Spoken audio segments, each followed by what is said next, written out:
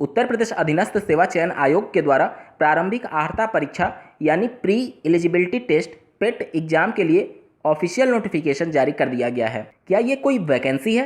तो इसका जवाब है नहीं, ये कोई वैकेंसी नहीं है, सिर्फ एक अर्हता परीक्षा है। लेकिन उत्तर प्रदेश में लगभग 50,000 समूह ग की जो भर्तियां होनी है वह इसी पेट एग्जाम के आधार पर होने जा रही हैं। पीईटी एग्जाम क्या है, कौन कौन से अभ्यर्थी इसके लिए आवेदन करने के लिए पात्र हैं, मिनिमम एजुकेशनल क्वालिफिकेशन क्या है, आयु सीमा क्या निर्धारित की गई है, साथ ही अगर आप इस पेट परीक्षा को पास कर लेते हैं तो आपको किन विभागों में नौकरी मिलेगी, किन किन विभागों में ये 50,000 रिक्तियां आने वाली है, साथ ही इस मुद्दे पर बात करेंगे कि इसका सिलेबस क्या होगा। इन सब के रिगार्डिंग इस वीडियो में हम लोग डिटेल में चर्चा करेंगे, तो अंत तक इस वीडियो के साथ बने रहिएगा बिना किसी पार्ट को स्किप किए हुए। नमस्कार दोस्तों, मेरा नाम है नीरज और आप देख रहे हैं करियर बिट यूट्यूब चैनल। अगर आप इस चैनल पहली बार विजिट कर रहे हैं तो इसको सब्सक्राइब करते हुए बेल आइकन को प्रेस करना ना भूलें। पीईटी एग्जाम के बारे में थोड़ा सा परिचय जान लेते हैं। तो उत्तर प्रदेश अधीनस्थ सेवा चयन आयोग के द्वारा जो विभिन्न विभागों में रिक्तियां निकाली जाती थी उनके लिए अलग अलग विज्ञापन जारी किए जाते थे और अलग अलग परीक्षाएं आयोजित कराई जाती थी। पहले प्री और मेंस अगर जैसा भी जहां पर प्रावधान होगा उसके अनुसार कराया जाता था, लेकिन अब उत्तर प्रदेश अधीनस्थ सेवा चयन आयोग के द्वारा पीईटी एग्जाम को इंट्रोड्यूस किया गया है। मतलब सभी विभागों के लिए एक कॉमन एलिजिबिलिटी टेस्ट कंडक्ट करा ली जाएगी। उसके आधार पर जो अभ्यर्थी इसमें सम्मिलित होंगे, मान लीजिए उत्तर प्रदेश अधीनस्थ सेवा चयन आयोग के द्वारा किसी विभाग में रिक्तियों के लिए विज्ञापन जारी किया जाता है तो सिर्फ उन्हीं अभ्यर्थियों को मौका मिलेगा जो इस पीईटी एग्जाम को क्वालिफाई किए रहेंगे, और जो इसमें क्वालिफाई नहीं होंगे उनको उस भर्ती में सम्मिलित होने का मौका नहीं मिलेगा। तो भले ही ये कोई भर्ती नहीं है, लेकिन निकट भविष्य 1 वर्षों में उत्तर प्रदेश अधीनस्थ सेवा चयन आयोग के माध्यम से होने वाली 50,000 भर्तियों के लिए ये एक तरीके से पहला सीढ़ी है। दिनांक 25 मई 2021 को उत्तर प्रदेश अधीनस्थ सेवा चयन आयोग के द्वारा पीईटी एग्जाम के लिए ऑफिशियल नोटिफिकेशन जारी कर दिया गया है। आवेदन 25 मई 2021 से प्रारंभ होकर के 21 जून 2021 तक लिए जाएंगे। पहला प्रश्न आपके मन में यह आ सकता है, क्या इसी परीक्षा के आधार पर आपको नियुक्ति पत्र दे दिया जाएगा? तो नहीं दोस्तों, ये सिर्फ एक प्रथम सीढ़ी है, अर्हता परीक्षा है। इसके बाद से जिस विभाग की नौकरी होगी उसके लिए एक मेंस का भी परीक्षा आपको क्वालिफाई करना होगा, और अगर इंटरव्यू का प्रावधान होता है तो आपको इंटरव्यू भी देना होगा। लेकिन आपको तभी उन सभी आगे के प्रोसेस में मौका मिलेगा जब आप इस एलिजिबिलिटी टेस्ट यानी पीईटी एग्जाम को क्वालिफाई किए रहेंगे। किन विभागों की नौकरियों के लिए ये पीईटी का एग्जाम मान्य होगा? तो यहाँ पर आप देख सकते हैं समूह ग की जो भी भर्तियाँ होंगी इसके अंतर्गत सचिवालय के भी कुछ पद शामिल हैं। तो जो ग्रुप सी के जो वैकेंसीज होंगे जो कि उत्तर प्रदेश अधीनस्थ सेवा चयन आयोग के माध्यम से कंडक्ट कराया जाता है, उन सबके लिए अब इसी पीईटी एग्जाम के माध्यम से पूरी रिक्तियां कंफर्म कराई जाएंगी। बात करें मिनिमम एजुकेशनल क्वालिफिकेशन की, तो अगर आप सिर्फ हाई स्कूल भी क्वालिफाई हैं, हाई स्कूल पास हो चुके हैं, तो आप इस पीईटी एग्जाम के लिए आवेदन करने के लिए पात्र माने जाएंगे।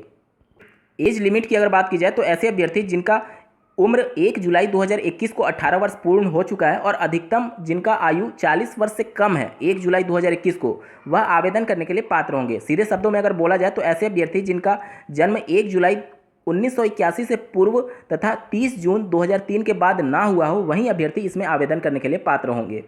साथ ही अगर आप किसी कैटेगरी से बिलोंग करते हैं तो कैटेगरी के लिए अलग से रिलैक्सेशन भी रखा गया है। जैसे कि अगर आप ओबीसी एससी एसटी से बिलोंग करते हैं तो आपको अधिकतम आयु सीमा में 5 वर्ष का छूट दिया गया है। अगर आप पीडब्ल्यूडी यानी फिजिकली हैंडीकैप्ड हैं तो आपको 15 वर्ष की अधिकतम आयु में छूट दिया गया है। इसी प्रकार से आप अगर भूतपूर्व सैनिक हैं तो आपकी जो वास्तविक आयु है उसमें से जो आपका सर्विस पीरियड होता है उसको घटा करके अगर आपकी आयु अधिकतम 40 वर्ष से कम आ रहा है तो उस कंडीशन में आप आवेदन करने के लिए पात्र माने जाएंगे। रिजर्वेशन की बात कर ली जाए तो जो स्कोर कार्ड जारी किया जाएगा मुख्य परीक्षा के लिए, जब अभ्यर्थियों को शॉर्टलिस्ट किया जाएगा तो उनके आरक्षण के प्रावधानों को नज़र में रख कर ही पूरी तरीके से शॉर्ट लिस्टिंग की जाएगी और उनका पूरा एक तरीके से मेरिट तैयार किया जाएगा। परीक्षा तिथि की अगर बात की जाए तो अधीनस्थ सेवा चयन आयोग के द्वारा जैसे ही कोरोना के हालात सामान्य होते हैं उसके बाद से परीक्षा तिथि की घोषणा इसी वर्ष की जाएगी।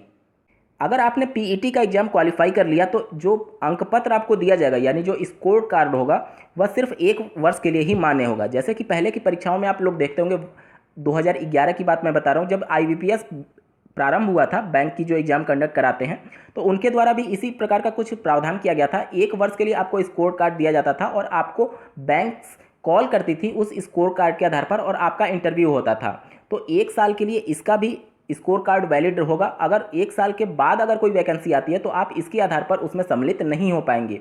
1 वर्ष के अंतर्गत अगर कोई भर्ती आती है तो आप उसमें सम्मिलित होने के लिए पात्र होंगे इस स्कोर कार्ड के आधार पर। एप्लीकेशन फ़ीस के बारे में बात कर लेते हैं तो अनरिजर्व कैटेगरी यानी सामान्य अभ्यर्थियों के लिए 160 रुपये आवेदन की शुल्क है और आवेदन प्रक्रिया की शुल्क यानी जो सर्विस चार्ज होता है उसका 25 रुपया निर्धारित किया गया है, यानी कि ओवरऑल 185 रुपये आपको पे करना होगा। अन्य पिछड़ा वर्ग के अभ्यर्थियों को भी 185 रुपये, अनुसूचित जाति के लिए 95 रुपये, अनुसूचित जनजाति के लिए भी 95 रुपये और विकलांग जन हेतु 25 रुपये निर्धारित किया गया है। आवेदन भरते समय अगर आपके द्वारा कोई गलती हो जाती है तो आपको करेक्शन करने का मौका भी दिया जाएगा और यहाँ पर आप अपना रजिस्ट्रेशन नंबर, ईमेल आईडी और कैटेगरी को छोड़ करके सभी चीज़ों में, सभी फील्ड्स में करेक्शन करने के लिए पात्र माने गए हैं। लेकिन आपको सिर्फ एक बार करेक्शन का मौका मिलेगा। कहने का मतलब ये है कि अगर आपकी 2 फील्ड में कोई गड़बड़ी हो गई है या फिर 2 से ज़्यादा फील्ड में गड़बड़ी हो गई है तो आपको एक ही बार में सभी करेक्शन करने के बाद से अपने एप्लीकेशन को सेव करना होगा। अन्यथा की कंडीशन में अगर एक बार में आपने एक करेक्शन सही किया, दूसरे बार में दूसरा करेक्शन करने जाएंगे तो आप अलाउड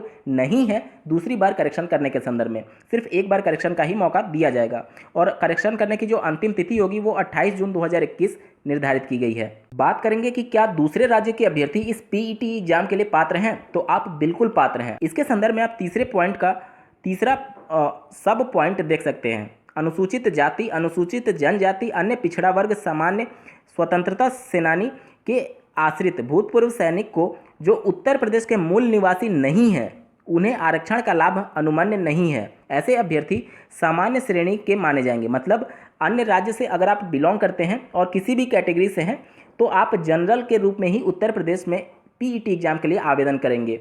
पीईटी एग्जाम की परीक्षा की बात की जाए तो परीक्षा अवधि 2 घंटे निर्धारित की गई है और प्रश्नों की संख्या 100 होगी, जिसमें प्रत्येक प्रश्न 1 अंक का होगा। प्रश्न ऑब्जेक्टिव टाइप होंगे और 100 अंक यानी पूर्णांक 100 अंक का होगा। ठीक है, सिलेबस देख लीजिए। भारतीय इतिहास के इन टॉपिक से 5 अंक के प्रश्न पूछे जाएंगे। उसके बाद से दूसरा जो आपका सब्जेक्ट है भारतीय राष्ट्रीय आंदोलन, इंडियन नेशनल मूवमेंट से संबंधित 5 अंक के प्रश्न पूछे जाएंगे और ये टॉपिक आपको स्क्रीन पर दिख रहा होगा। तीसरा सब्जेक्ट होगा भूगोल, भूगोल से भी 5 अंक के प्रश्न पूछे जाएंगे और ये टॉपिक्स आपके इसमें इंक्लूड किए गए हैं। चौथा सब्जेक्ट है भारतीय अर्थव्यवस्था यानी इंडियन इकोनॉमी, इससे भी संबंधित 5 अंक के प्रश्न पूछे जाएंगे। टॉपिक्स आपको स्क्रीन पर दिख रहा होगा। बात करें अगर भारतीय संविधान और लोक प्रशासन की तो इससे भी 5 अंक के प्रश्न पूछे जाने वाले हैं। सामान्य विज्ञान से 5 अंक के, प्रारंभिक अंक गणित से 5 अंक के, सामान्य हिंदी से 5 अंक के। उसके बाद से आप देख लीजिए तर्क एवं तर्क शक्ति मतलब रीजनिंग से भी 5 अंक के प्रश्न पूछे जाएंगे। 10 अंक से आपके करंट अफेयर्स यानी समसामयिकी से प्रश्न होंगे। 10 अंक के आपके सामान्य जागरूकता यानी जनरल अवेयरनेस से होंगे और साथ ही साथ अपठित हिंदी गद्यांश से संबंधित आपके 10 अंक के प्रश्न पूछे जाएंगे। बात कर लें अगर ग्राफ की व्याख्या एवं विश्लेषण यानी कि जो ग्राफिकल बेस्ड क्वेश्चन होते हैं उस पर भी 10 अंक के प्रश्न पूछे जाएंगे और तालिका की व्याख्या के संदर्भ में इससे भी 10 अंक के प्रश्न आपके पूछे जाने वाले हैं। तो ये पूरा सिलेबस था आपका। अगर आपका कोई डाउट रह जाता है तो कमेंट के माध्यम से बता सकते हैं। इस वीडियो को देखने के लिए आपका बहुत बहुत धन्यवाद। भगवान करे आपका दिन शुभ हो।